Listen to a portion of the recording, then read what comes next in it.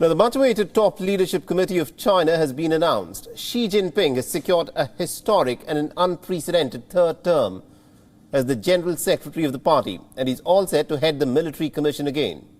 And this makes him the nation's most powerful leader since Mao Zedong. Now, Li Qiang has been named as the new premier of the Chinese Communist Party, and many analysts had predicted him to take the position. The 63-year-old was in charge of Shanghai when it went into its 2-month-long lockdown. He's seen as a long-time loyalist of Xi Jinping and has worked as the chief of staff for the president. Now, on your screens are the rest of the 5 members. Now, experts say that Xi has elevated his loyalists and has ousted the liberals from the key committee.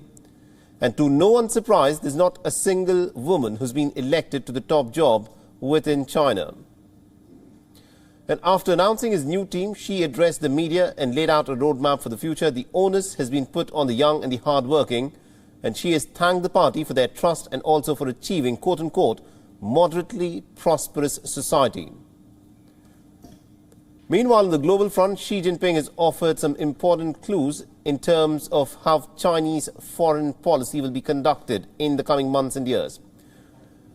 Now, there have been growing fears that the country is in fact closing off from the rest of the world, especially in terms of its economy, but Xi has said that the world needs Beijing.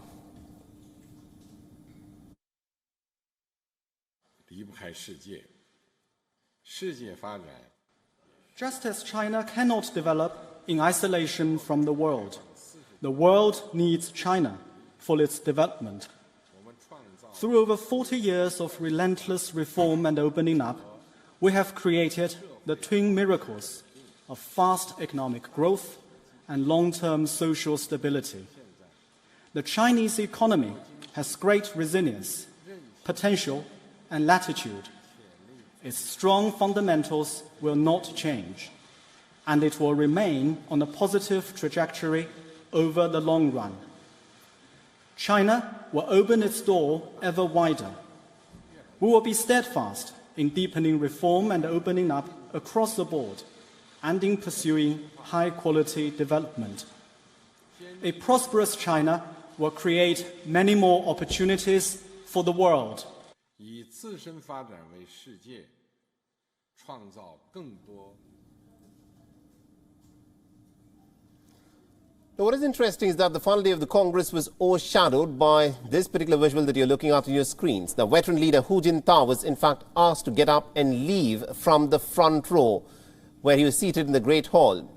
Now, the reason for this remains unclear, although the Chinese state media claims that Hu Jintao was feeling unwell and therefore he had to go. But looking at the visuals that have now been beamed across the world, Hu Jintao clearly did not like the fact that he was being asked to step away from that chair and was escorted out much against his will. Now, on more than one occasion, Hu Jintao was seen protesting. All of this, of course, unfolded as one official maintained his tight grip on Hu Jintao's arm. Now, the frail-looking 79-year-old even bent to speak to Xi Jinping, but the president kept looking on pretty nonchalantly as if nothing was happening. At one point of time, Hu Jintao even tried to grab some papers that were kept between the two, but reportedly, those papers were also snatched away from him. All right, now to give us more insights in terms of how all of this, of course, will play out, both within China and also in terms of how it affects China's foreign policy, we are being joined by Mr. Jean-Pierre Cabestan, who is the Professor Emeritus at the French National Center for Scientific Research.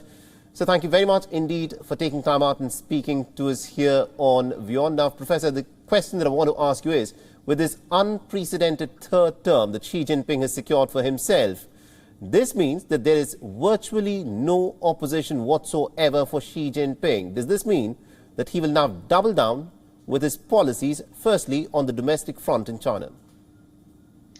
I think, as you said, there is no opposition to Xi Jinping in the Chinese leadership of the Communist Party today. There may be opposition in the lower echelons of the party or outside of the party. At the recent banner, which was hung on one bridge in Beijing a few days before the Congress, indicated, I think there are diverse positions and views regarding Xi Jinping in the country. but Xi Jinping is very much in charge of the leadership, and he has promoted many of his followers to the Standing Committee of the Politburo. So it's very likely that in the coming months and years, he will double down on the policy option he has made in the last few years. Typically, as far as the economy is concerned, he's going to continue to give priority to the state-owned enterprises, to the socialist economy, and he will continue to keep under check the emergence of the private sector. Right. As far as the, yep. Absolutely, indeed. Now, Professor Kapastan, do stay on with this, because I want to discuss with you some of the challenges that Xi Jinping will, of course, have to face. Because in this unprecedented third term, there are quite a few challenges that Xi Jinping will have to look at. And one of the key aspects is, of course, the Chinese economy. Now, given the state of the Chinese economy at the moment, the issue is likely to command Xi's immediate focus as he embarks on his third term. Now, Xi Jinping's zero-COVID strategy, with its snap lockdowns, mass testing and also stringent curbs on movement, has pummeled the consumer sentiment within China and has also chipped away to a large extent Chinese growth. Now, economists even in Chinese mainland feel that consumption is unlikely to recover to pre-COVID levels, given the current scale of the COVID controls that the Chinese people have been subjected to. Moreover, the zero-COVID strategy has added to the woes in the property sector as well, where a debt crisis has sparked the developer defaults and has sown fears of a looming financial crunch for the local governments. Now, China this week has delayed the release of its third-quarter economic growth figures. Critics say that this was done in anticipation that the country was in fact on course of its weakest performance since the early days of the pandemic in 2020. Now, the country has eked out just about 0.4% growth in the second quarter, and analysts are widely expecting that the Chinese economy will miss its annual growth target of about 5.5% by a wide margin.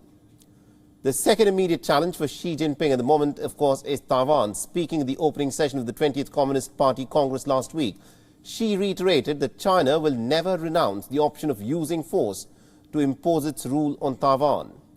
According to a resolution that was published on Saturday, the Communist Party of China has even enshrined its opposition to the Taiwanese independence in its constitution. Now, experts say that Xi's reappointment is, of course, one step in a chain of events that ultimately raises the risk of a possible armed conflict. The analysts are also concerned that Beijing might step up plans for reunification if the slower economic growth through mid-2020s leads the party to expand upon other sources of legitimacy for Xi Jinping to continue.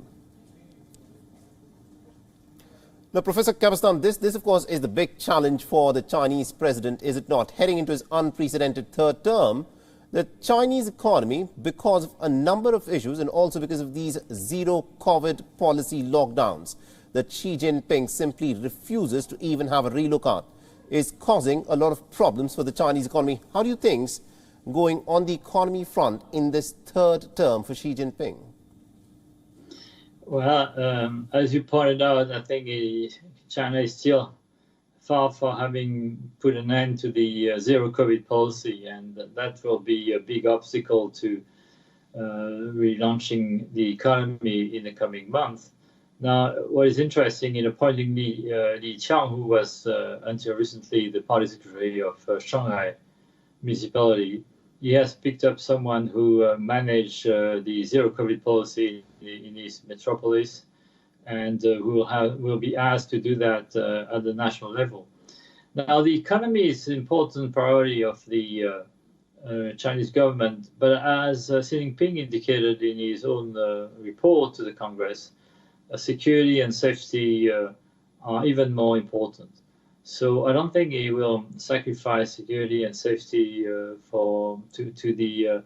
the economy. So I think we need to be ready to have a more modest growth rate in the coming years. Right. And and maybe that will lead Xi Jinping, as you hinted at, to concentrate his attention on Taiwan and other international issues. You know, this is what I was meaning to ask you, Professor Kapastan, because Xi Jinping said something very interesting. He said that the world needs China. Now, what we've witnessed over the course of the last few years, right from the Trump era in the United States, is that the United States has been trying to, in some ways, contain China.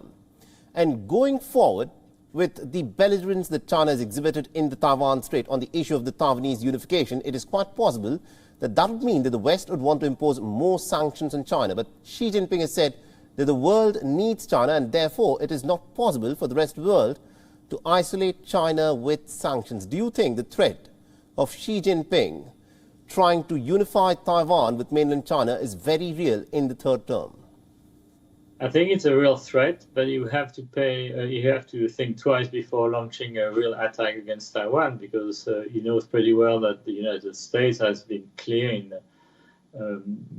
reaffirming its commitment to Taiwan security. So I think what will keep the leadership busy in the coming few years will be the state of the Chinese economy. The unemployment rate of the young people in China is very high. The housing sector is in crisis. The rest of the world economy is also slowing down. So because of the war in Ukraine and other factors. So I think that will mobilize the leadership, the Chinese leadership for some time. Now, whether the question is whether these difficulties will push Xi Jinping to attempt an adventure against Taiwan. Now, what I would say that in the culture of the Communist Party, usually when the Communist Party faces domestic challenges, it refrains from launching an international adventure beyond its borders. But it's hard to tell. I mean, it will depend very much on the circumstances. And again, of the resolution of the US and USR, like Japan and Australia, to keep a credible balance of power in the Taiwan Strait to deter the Chinese from attacking or attempting anything serious against Taiwan. I think that is, of course, the crux of the question. The balance of power in Asia-Pacific, is that changing? Because that is what will determine the events that will unfold in the Taiwan Strait. Professor Kapastan, thank you very much indeed for joining us and sharing your insights with us. Thank you. Now, another crucial problem for China, of course, is its population. Now, China is a country with a population of about 1.4 billion people. The population is almost evenly split between men and women, which means that the country is home to nearly about 700 million women. But when you look at the government structure, this is going to give you a glimpse of how unevenly divided the top government structure is. Now, this visual from Beijing is making the headlines. 7 men taking center stage. These are the people who will have a final say in China about everything from COVID-19 policies to economy to the country's foreign policy. But where are the women? So let's find out. Now, this is the newly formed governing team of China. It's split into 3 broad committees, and hierarchy is extremely important here. So let's look at the most bottom layer, the Central Committee. It has 205 permanent members, out of which just 11 are women, about 5%. And as you go higher up the ladder, the future looks even more bleak for women. For the first time in 25 years, there are no women members in the Politburo. For the last 5 years, Sun Chunlan was the last woman who was sitting in this committee. She was the highest woman who has never risen as far as this in the Chinese politics. But with her retirement, there is little hope in terms of gender parity when it comes to corridors of power in Beijing. Now, it's not like there were many contenders before. 2 women were fighting for the top spot, but both of them were refused. Only 8 women have now made it onto the Politburo since 1949 in China. And 3 of them were the wives of the top officials. So on the question of the top governing body, the Politburo's standing committee, to no one's surprise, there's not a single woman who's been elected. It's a group of 7 members that practically runs the country, and no woman has ever been a member of this team.